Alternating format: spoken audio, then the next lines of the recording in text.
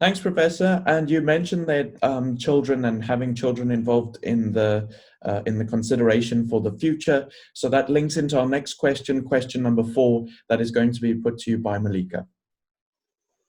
Professor, were the children and the youth, or rather the future leaders that, as we are described by many people, taken into consideration with all decisions made around the pandemic as well as the lockdown? Even though we might have been taken into consideration in a way, but has the youth or decision makers perhaps engaged with younger people in South Africa to find out how they feel about the lockdown and how it affects us?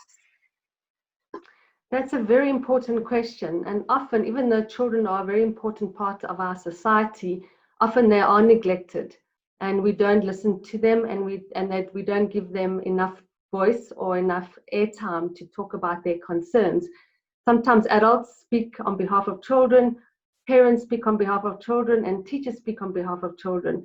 And often we forget that children have their own voice and have their own right to speak about their fears and about their sadness about this epidemic.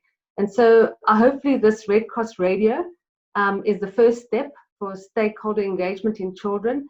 And although we don't directly engage with children, you're making a very important point. And one of the lessons learned, it's August now, it's September now, and we have to say to the country, we need to hear more about how children feel. Children have to go back to school. Some children are sick. They may be scared. They may have lost their parents. And we need to try and understand how they feel. So I think you raise a very important point. And if I was you, I would suggest you write a letter to the Ministerial Advisory Committee and say that you've spoken to Professor Glenda Gray, and she has suggested that it's time that children had a voice and had a right to hear, to listen, and to ask questions, and to be part of the decision making around their future. So it's very important that you've raised this point, and now that you've raised it, it's our job to make sure that we implement your suggestions, because it's very important.